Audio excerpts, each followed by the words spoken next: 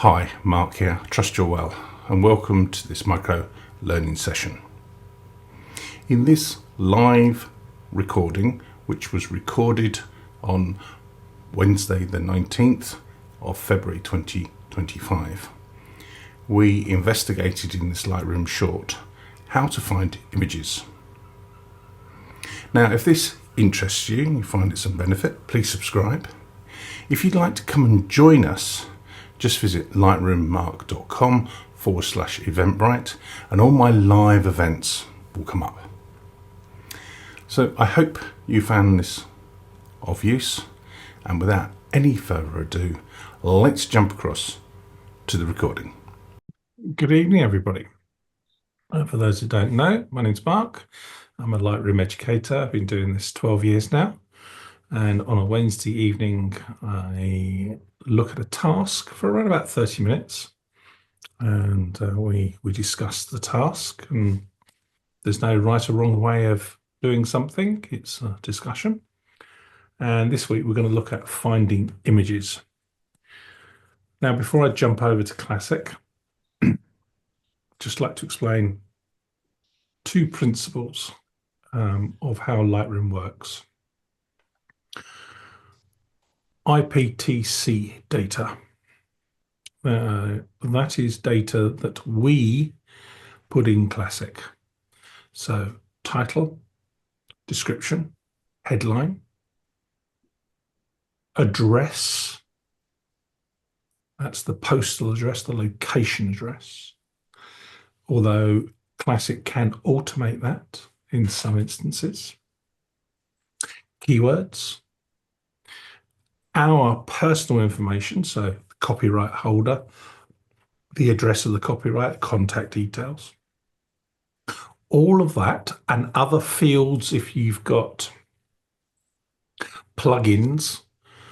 So for example, Big Note, you can have a text note box, which I've done a Lightroom video, YouTube video all about, where you can write some background information or private information about an image, but it doesn't get exported.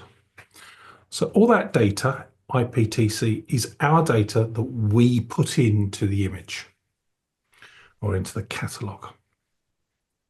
EXIF data is the data that is within the file that comes from the camera. So date, time, GPS, if we have GPS enabled, the brand of camera, the model of camera, the serial number of the camera, the lens, the serial number of the lens, the shutter speed, the f-stop, the focal length. All that data is called EXIF data, and there's a lot more. So the catalog, Lightroom Classic catalog, retains that information and a lot more. But we can filter and automate that information by asking questions and saving questions. So without further ado, let's jump across to Classic. And there. Okay, so Lightroom Classic. And there is no right or wrong way of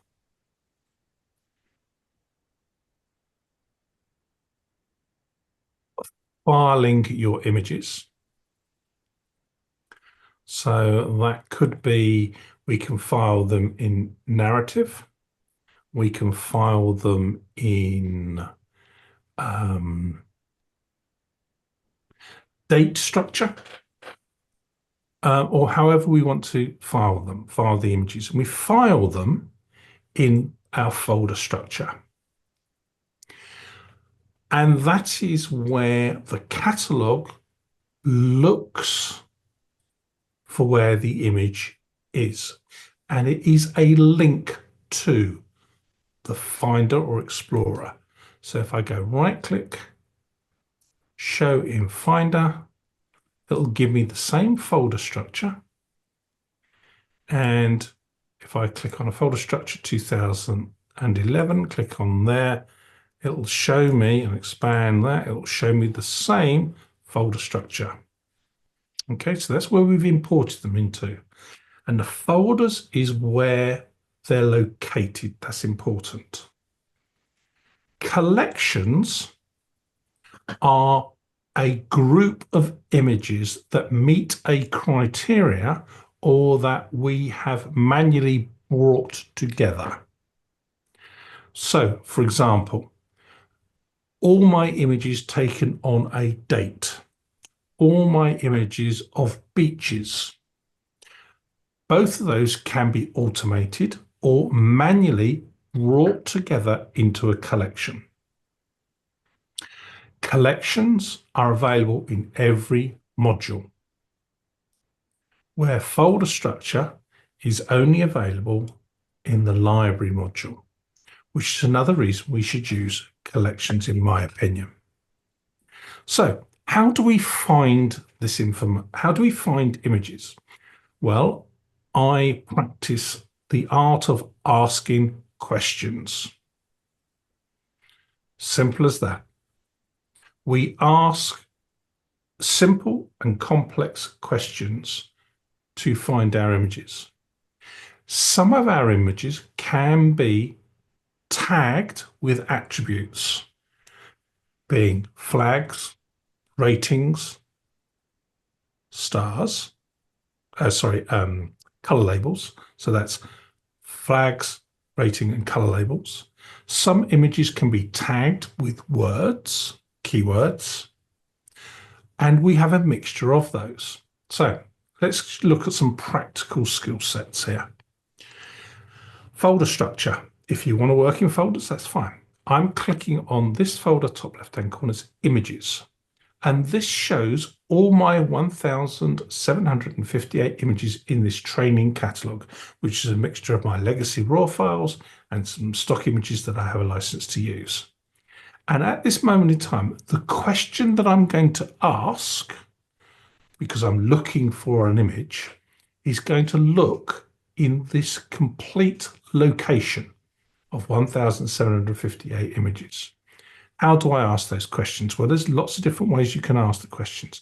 Let's start with the library filter bar. I can look for text. So I click on the text box. I can look in particular locations. So this is searching in any field, searching in file name, searching in copy name, searching in title, caption, keywording. We have all these selections that we can search in.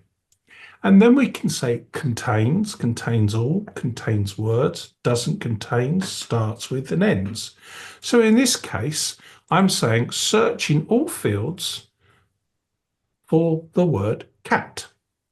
And Classic will look for, in the 1,758 images, for the word cat. The data may be wrong. For example, this image here, there's no cats in this image. So why is the data wrong? Well, I would expect the keyword is wrong. No, there's no keywords in there, but the cat's in there. Okay, and I've actually worked out why the word is coming up. If I double click and press I for information, we will see it's got Highland cattle. And cat is in the word cattle, because we've asked it to contain. And Highland cattle contains cat in the word cattle. So if we change that now to just word, there we go. It's just come up with that one image for words. Contains all, it comes up. Okay? So we're asking questions and we're being really precise with our questions in this case. But we can change this to keywords, to captions, whatever it is. So if we know that we've been methodical with our IPTC data and we've got title, caption, keywords, we can use this for searching for our images. What else we got? We've got attributes. Attributes are the tags that we apply. Picking. So P for pick, X for reject, U for unflag, and they have white or black flags. So we can say in this location, which is all of my folder structure, show me all my picked images. There they are. I'm asking a question. What is picked? Picked are normally, the normal workflow for the flags is I like that image. I've picked it. Don't have to use it for that, but that's the normal workflow. Show me my unflagged images. There's my unflagged images. I haven't flagged them for some reason. And there's my rejected images. Those are the images I don't like, for example. And you can quite easily go Command and press your delete key, and that will either remove or delete them off your hard drive. And when I say remove, remove them from Classic. So they're a way of identifying. We also have our ratings. So we could say, show me all my 1-star images. There we go. Show me all the 1-star images with a yellow color label. Color labels can be used to identify a group of images or any particular narrative or workflow, anything you want to do. But now I'm starting to introduce two things to my query, to finding images. Show me in this location all my 1-star or higher rated images, and rated images do not have to be for that's a poor image, that's a very good image. Rating can be used for anything that you like, and it's the only attribute that is preserved from time of capture to the time of output. So it's supported on most cameras and most smartphones all the way through the software process, the digital asset management to the processing, and all the way through to output. So your final JPEG or whatever format your image will preserve the star rating. So I'm now saying, show me all my unflagged or images with no flag rating on them at all, my 1-star or higher, and that have got a yellow color label. That might mean something to me. And when this is a manual search at the moment, and I will show you shortly, we can automate this. So that's attributes. So what is metadata? Metadata is that IPTC and EXIF data. And looking in this location, I keep going back to that because we're going to change that in a minute. We've got this drop down. So we can say, show me by date. So show me all the images that were taken in 2016. There they are. But now we can start saying, show them all that were taken with this Canon 70D. There we go. This is done automatically because it's EXIF data, the date and the camera was done in the file. We hadn't had to do anything. And I've got two lenses.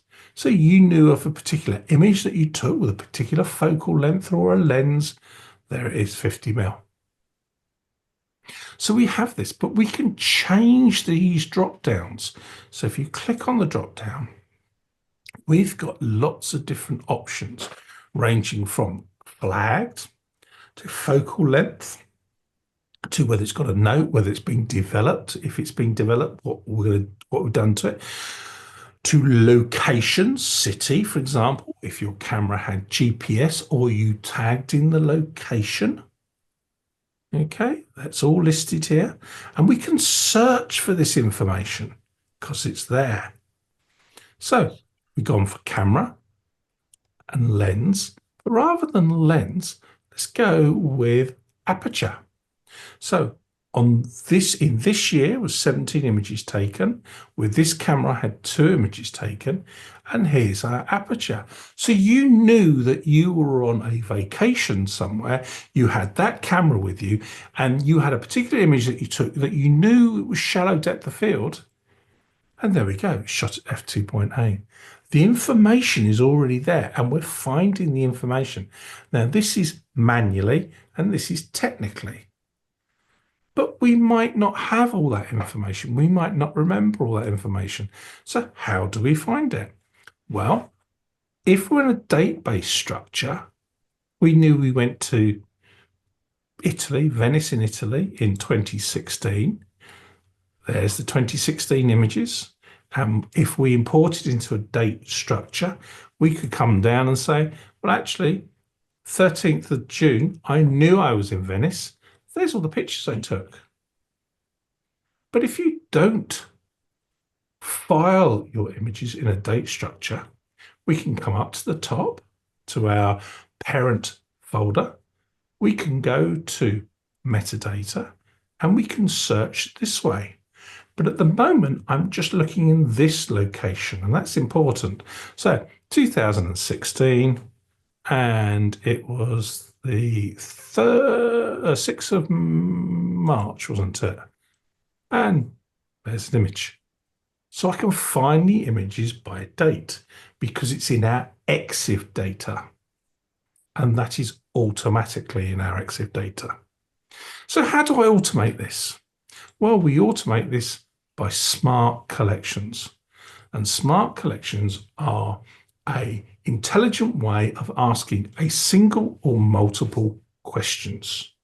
And we have infinite options that we can ask, as many as what you can think, as much information that there is, or we give Classic, as in our IPTC data, it can pull that information back. So by collections, smart collections. So I've hit the plus, click on smart collection, and I'm just going to call this test. And this is a whole long list of questions that we can ask. You think of them as questions. Is it a picked image, pick flag? What is the status of it? Is it flagged, not flagged, or rejected? So what does that say to me? Well, I've liked it. Yes, that's one of my images.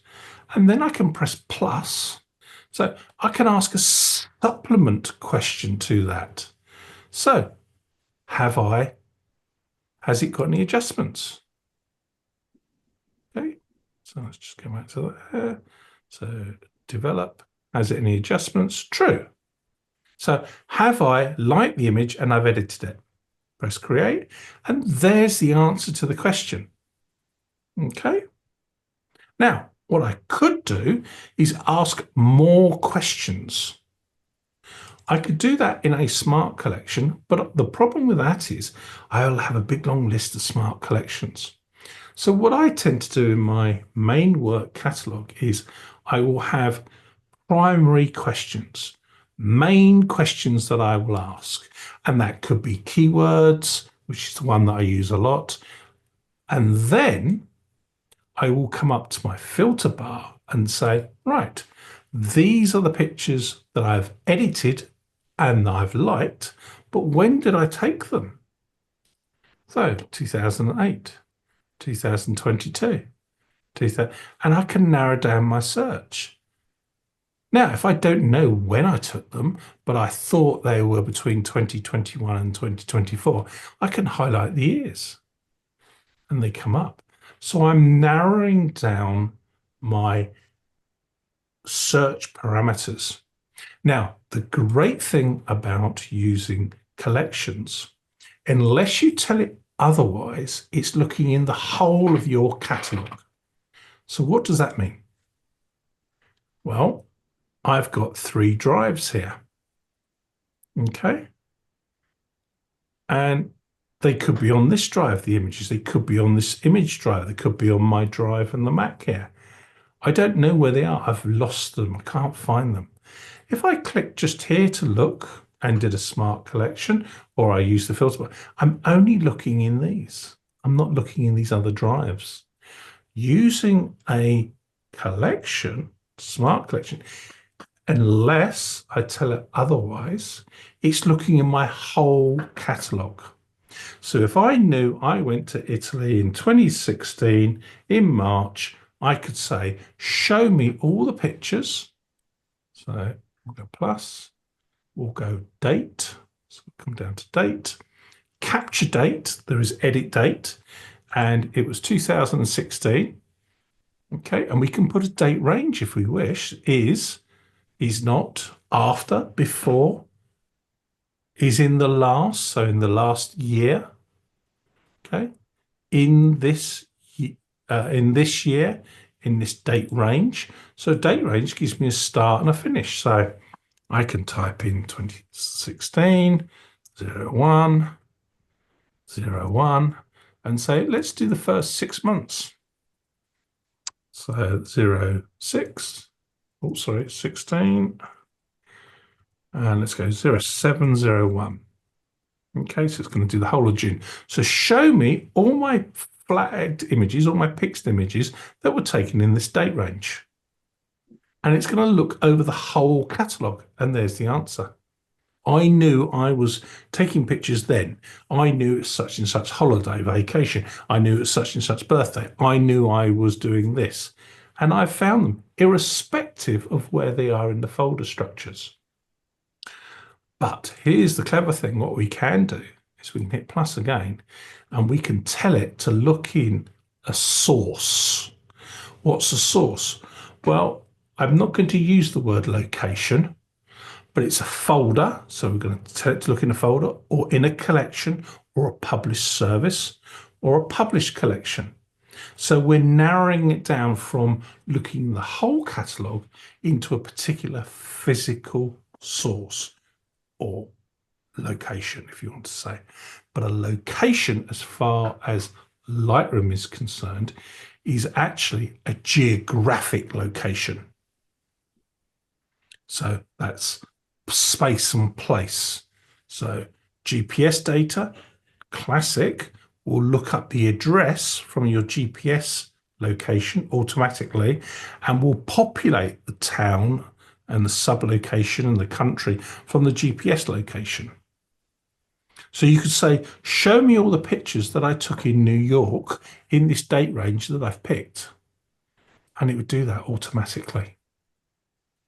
So it's about asking questions, automated questions using smart collections or manual searches by using the library filter bar. And those are just two ways that we can look at finding images. Anyone, any questions?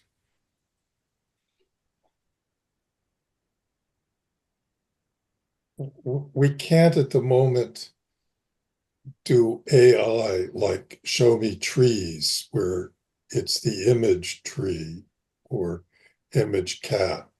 Not in Classic, as you're aware, Jay, we can do that in Lightroom. Lightroom, which is the newer modern version of Classic, in the cloud, we allow Adobe to scan the content and identify the content, only in the cloud, not in local.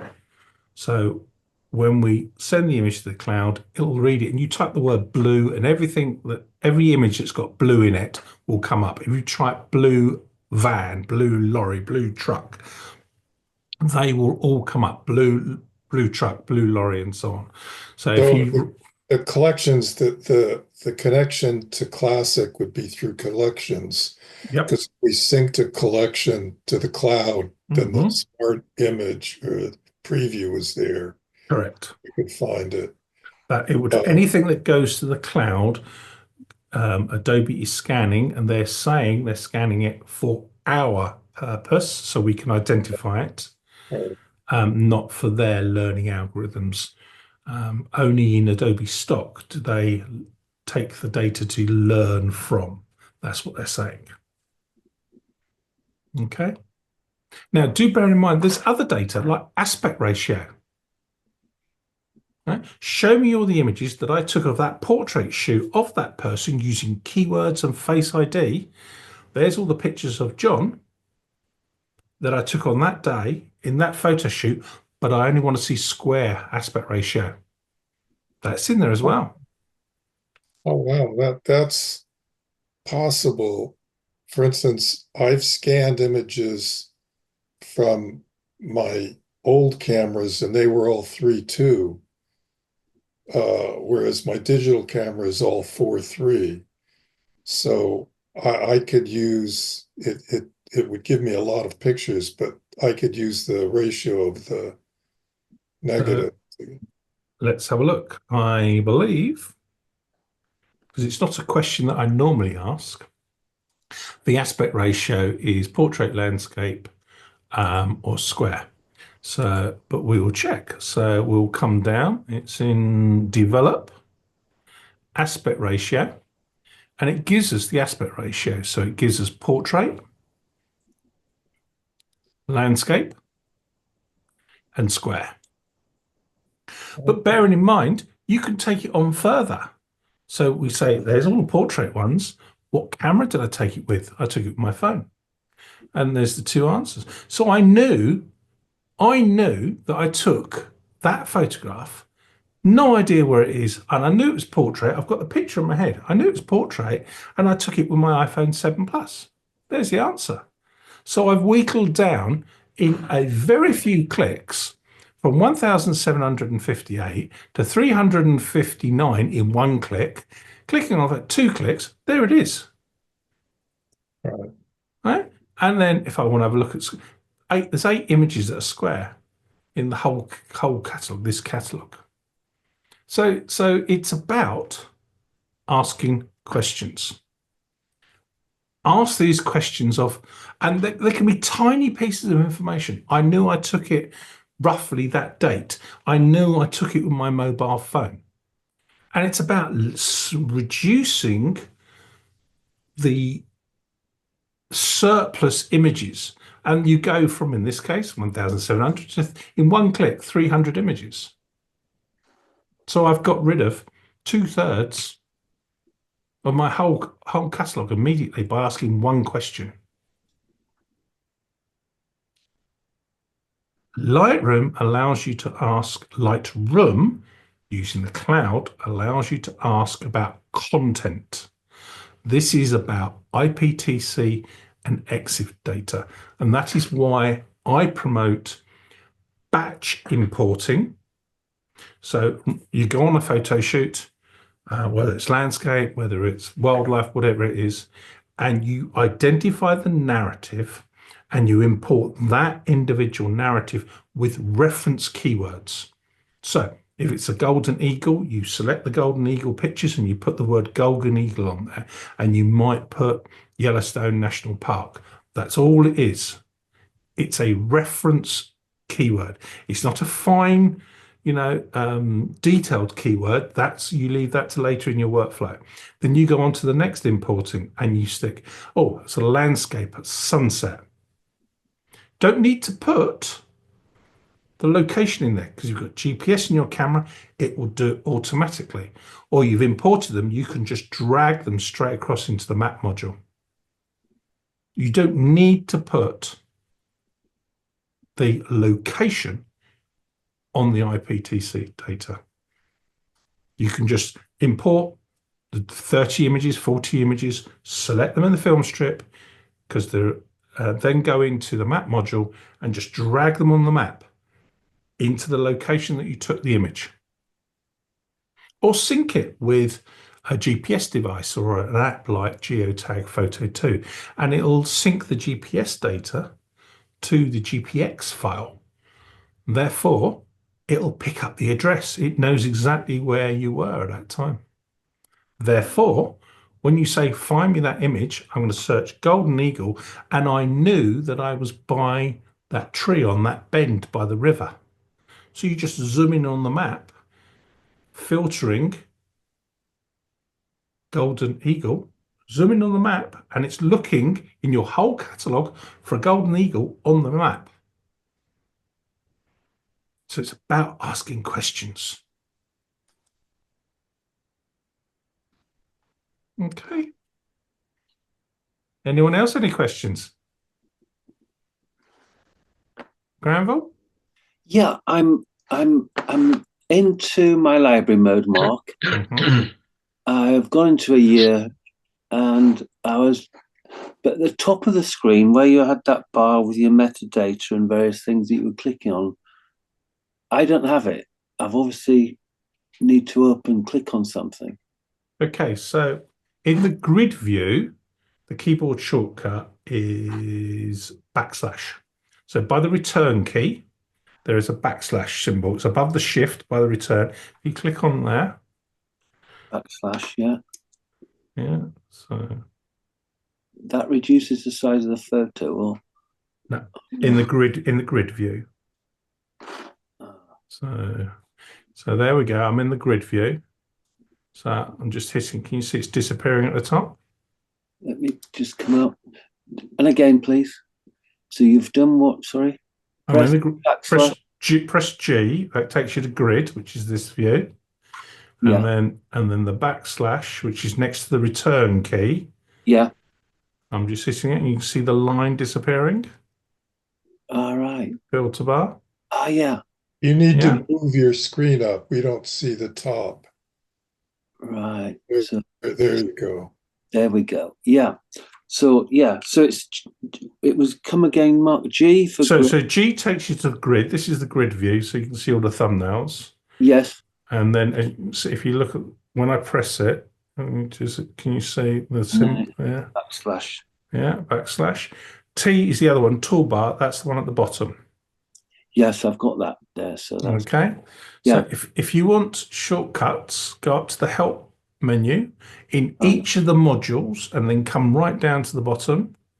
So and there is your keyboard shortcut splash panel.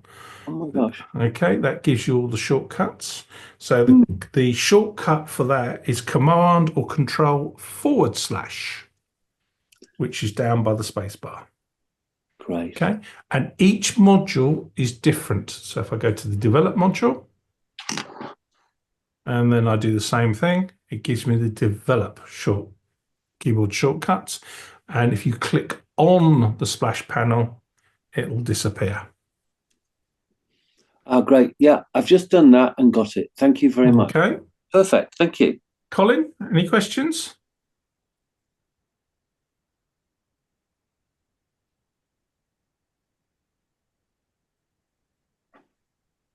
Press your space bar normally and your microphone will come on.